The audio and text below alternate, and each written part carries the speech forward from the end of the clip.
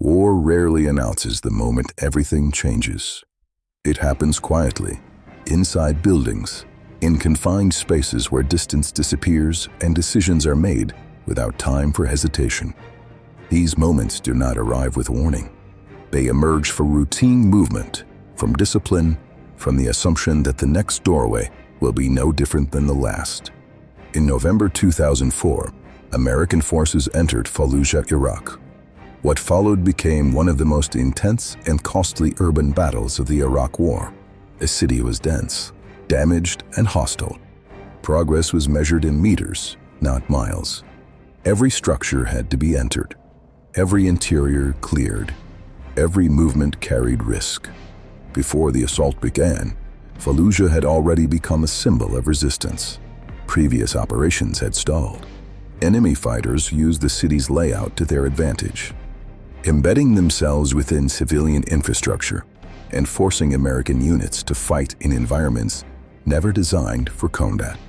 By November, the objective was no longer presence alone, but control, and that required sustained close quarters, clearing at a scale few units had experienced before. What followed inside one building would define the entire operation. The Second Battle of Fallujah was not a single engagement. It was weeks of sustained combat, fought block by block. Concrete buildings replaced open terrain. Narrow interiors replaced maneuver space. Visibility collapsed. Sound echoed. Confusion multiplied. Urban warfare stripped away distance and demanded precision under constant pressure. Among the soldiers advancing through Fallujah was Staff Sergeant David Bellavia. He served as an infantry squad leader with Alpha Company, 2nd Battalion, 2nd Infantry Regiment of the United States Army. Bellavia was not operating independently. He was responsible for the men beside him, for their movement, their safety, and their survival in an environment where mistakes were punished immediately.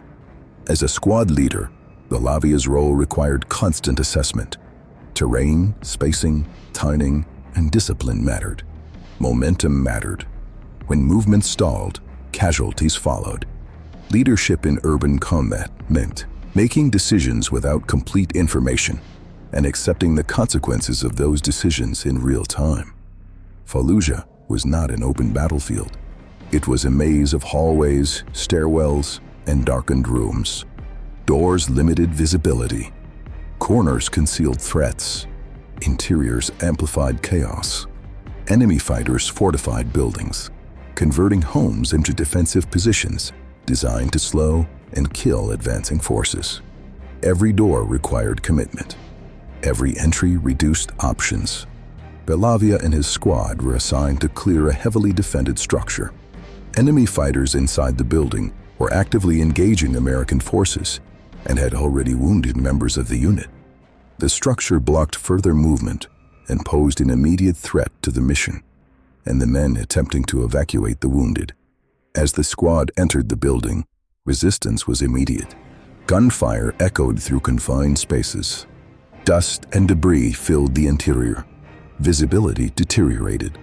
Communication became strained. Movement slowed under pressure. The environment offered little cover and no clear lines of sight. During the engagement, one American soldier was critically wounded. Evacuation was not possible while enemy fighters remained inside the building. The squad was pinned. Time became the enemy. Every second increased the risk of additional casualties. Remaining in place was no longer sustainable. Bellavia assessed the situation quickly. Delay meant death. Withdrawal was not possible. Someone had to move forward into the structure to eliminate the threat. Without waiting for direction, Bellavia made the decision himself. He would advance alone. Bellavia entered the building without hesitation. Moving deliberately through interior spaces, he advanced room by room. Visibility was limited. Dust hung in the air. Each doorway required commitment. Each step forward reduced the danger to the soldiers behind him. The environment was disorienting. Confined spaces removed maneuver options. Movement had to be controlled and deliberate. Bellavia continued forward, clearing each interior space as he advanced. Stopping meant exposing his squad to continued fire. Momentum became survival. During the advance, Bellavia was wounded by explosions and debris. Disoriented and bleeding, he regained his footing and continued moving. Injury did not change the requirement. The mission still depended on eliminating the threat inside the structure. The fighting remained close and physical. There was no distance, no cover, only confined interiors and the need to continue moving forward. Bellavia pressed on despite his injuries, methodically clearing the building and eliminating enemy resistance. Only after the building was secured did Bellavia collapse from his wounds. His actions made evacuation possible. The wounded soldier was moved. The squad survived. The assault continued. What could have become the fatal stalemate ended because momentum was restored. Bellavia sustained multiple injuries, including shrapnel wounds and a concussion.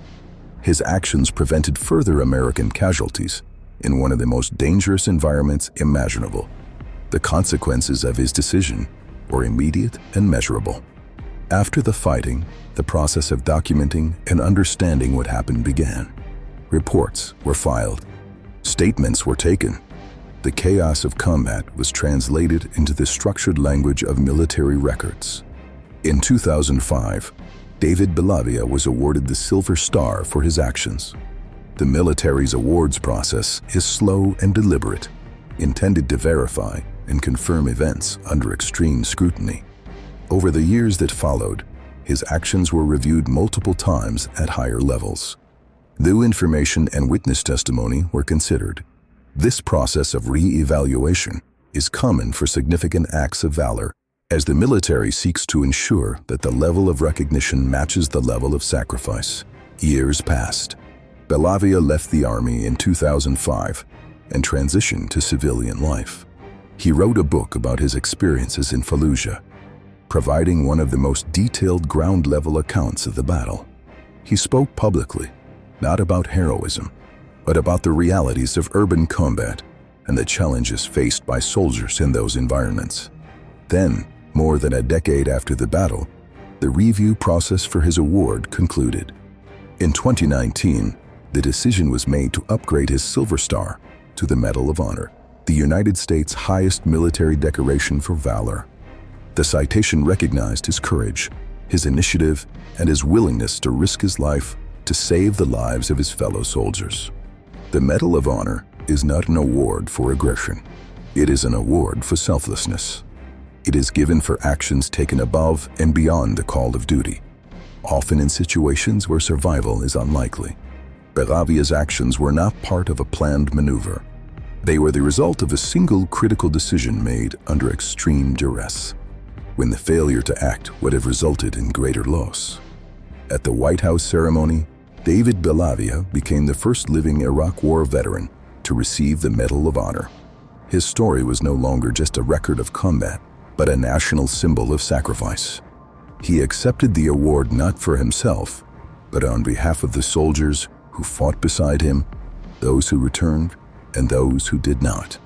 The events in that Fallujah building were not unique in their danger, but Bellavia's response was extraordinary. In a moment of extreme chaos, he imposed order. Where movement had stopped, he created momentum. When his squad was trapped, he created a path forward. His actions are not a story of victory in battle, but of survival against the odds, a testament to the fact that in the most confined spaces, the decisions of one person can change everything. Follow Unforgotten archives. We won't let these stories fade.